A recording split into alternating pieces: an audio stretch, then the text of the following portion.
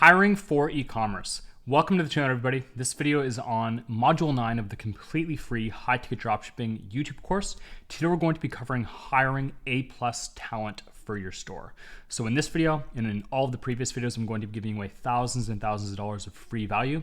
I would greatly appreciate your support. If you could please hit subscribe below, like this video. If you have any questions or comments about anything that I covered today, be sure to put them in the comments section and I'll do my best to answer any and all questions that you have.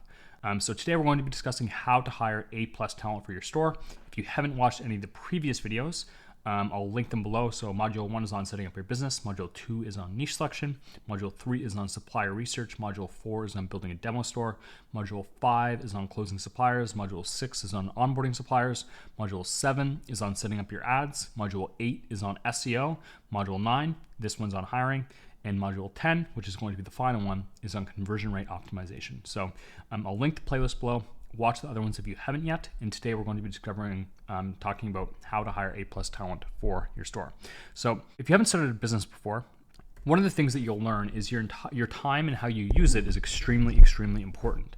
And there's going to be many things as you're building your store that aren't good uses of your time. So let's say, for example, even if you don't have any experience yet, let's say you value your time at $30 an hour.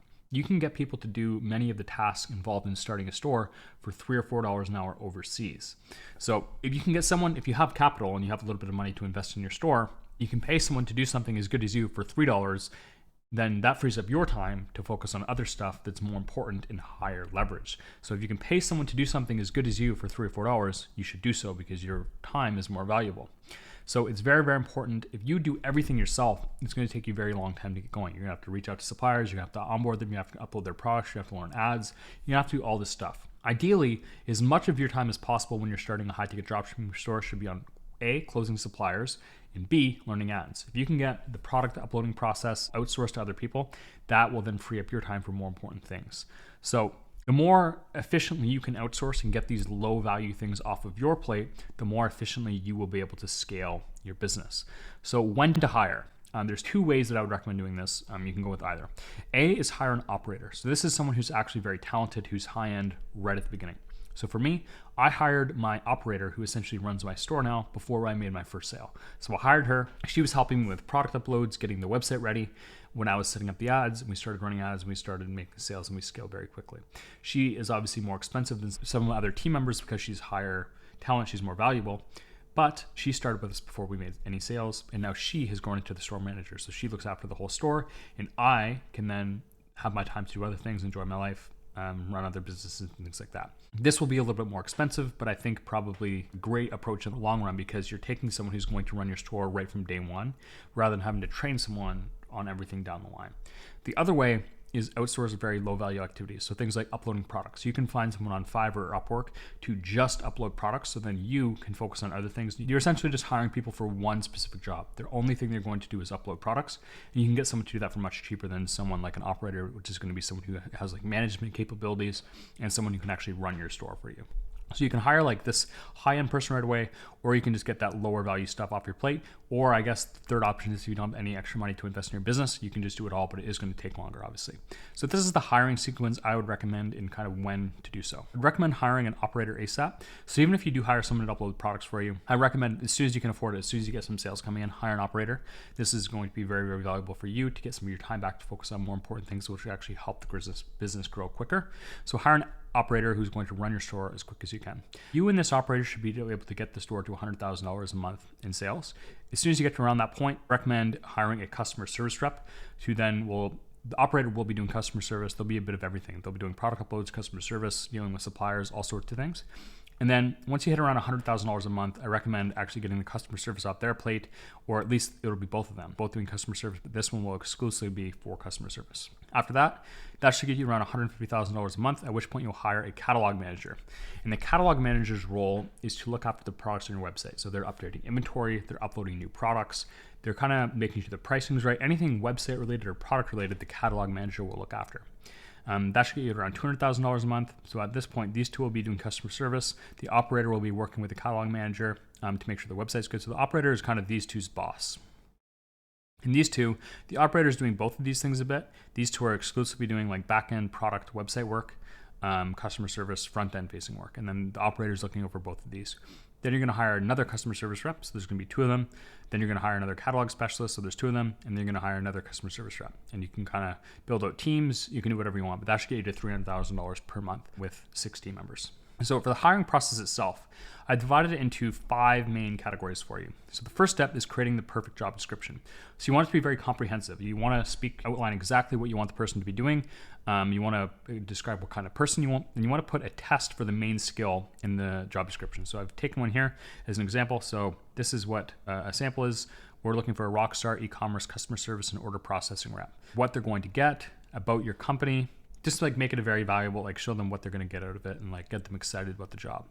And what you want to do in here is you want to put a test. And what I mean by that is like, let's say for a customer service rep, it's obviously very important that they speak good English. So you would put like halfway down the job description or 3/4 down, oh, hey, by the way, thank you for reading this far. Can you please send me a video introducing yourself and telling me about the biggest challenge that you've overcome in the workplace in a video. So then anyone who doesn't do that, you can filter out because you know they didn't read halfway through the job description, wherever you put it. So that will immediately eliminate like 50-75% of your applications.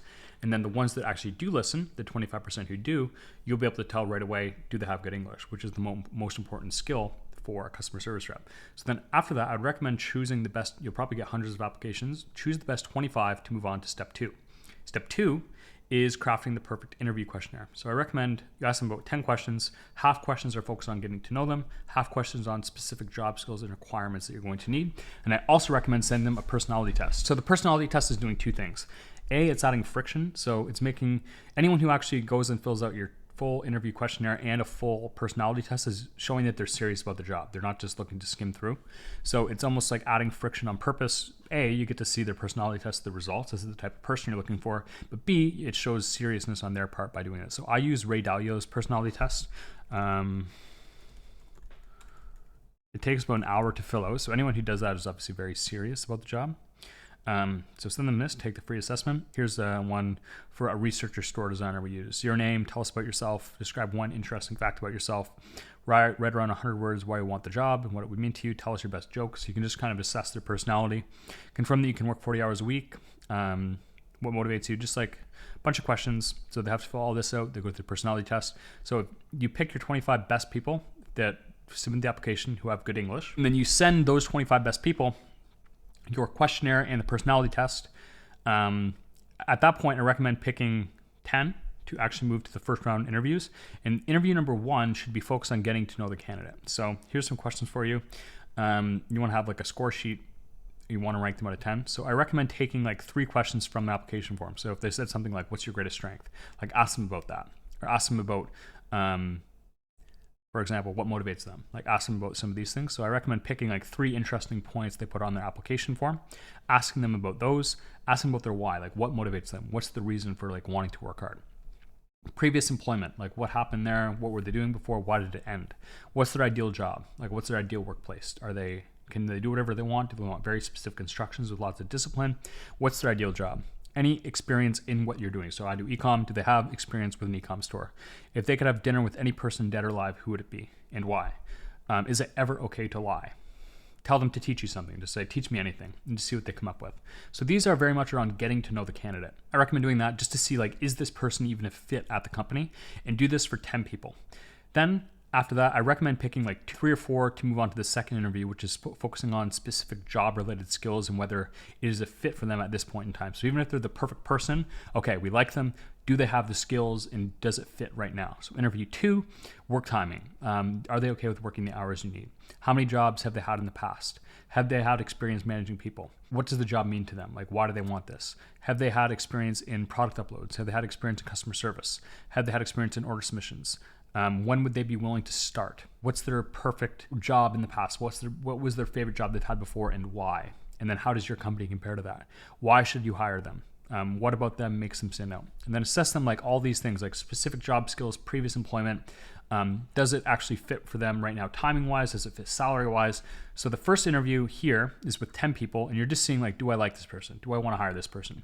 And then you want to pick 3 or 4 that you think like, yes, I can see this person fitting at my company. And then you want to actually see, okay, do they have the skills I'm looking for? Does it fit for them right now? And then after you interview those 3 to 4, you should have an excellent candidate. So you go through this whole process. I've done this. I've never not had someone excellent out of this process. So you want to have a very perfect job description communicating exactly what you want, the type of person you want. Then you want to give the main skill you're looking for. So for a customer service rep, it would be English. For a catalog manager, it would be organizational skills. You want to give them some sort of test in the job description. If there's organization skills, you say, hey, send me a video of how you manage your day and just see how organized they look. Pick the 25 best, send them the questionnaire and the personality test. That's going to take like an hour and a half. So anyone who actually does this is going to be very, very serious. I would imagine like probably 15 will. Then take the best 10, interview them, really get to know them. Are they a fit? Then out of those 10, pick the best 3 to 4 on job-specific skills, and then you should have an excellent candidate to actually hire. And the important thing is it does not end there. So after you hire somebody, you want to have a formalized onboarding where they get their company email, they get how you're going to communicate with them, they understand company values, like what do you prioritize value-wise in your company? Is it customer service? Is it being excellent at what you do? What are the priorities of the company? Their responsibilities, like exactly what they're going to have to do and when. Are they going to have paid time off? How many paid time off days do they get per year? Are you going to record their screen at the beginning to see that they're working? You want to be very clear about all these things in an onboarding. So I recommend sending them like it'd be on Notion, like a series of videos to watch, or on even just a Google Doc. But just have an onboarding where you're going to like introduce them to the company values. You're going to tell them the responsibilities, when you're going to meet with them, how they're going to be evaluated performance-wise, whether they're going to have paid time off, how much notice they have to give you for paid time off, what their hours are, how their lunch breaks work, how their day breaks work during the day, whether you're going to record their screen. All these things just be very, very clear about from the beginning, so there's no misunderstandings or lack of communication. It's very important that you communicate very clearly. So just to review everything, so we're going to have, I recommend when to hire, do it as soon as possible. You can hire an operator, or you can just try and get those low value things off of your plate as soon as you can. When you do start actually hiring your internal team that are going to be full-time with you, I recommend hiring an operator, customer service rep, catalog manager, second customer service rep, second catalog specialist, and a final customer service. This should get you to $300,000 per month. In terms of the hiring process, you want to create a job description, very comprehensive. This says exactly what you're looking for with a test built into the job description. Step number 2 is an interview, written interview and questionnaire, and then a personality test. Step number 3 is interview 1, where you're really focusing on getting to know the candidate. Step number 4 is interview 2, where you're focusing on job-specific skills and whether it's a fit at this point in time. And then lastly, once you actually hire the person, you want to have a formalized, clear onboarding process. So thank you for watching the video. If you took any value at all, giving away thousands to thousands of dollars of free value throughout my free YouTube course, please hit subscribe below, like this video. If you have any questions or comments on anything that I covered today, please put them in the comment section. I'll do my best to answer any and all questions. Thanks for watching, guys, and I'll see you in the final module of the completely free high-ticket e-commerce YouTube course, and that is going to be on conversion rate optimization. Subscribe to the channel, and I'll see you in the final video. Thanks.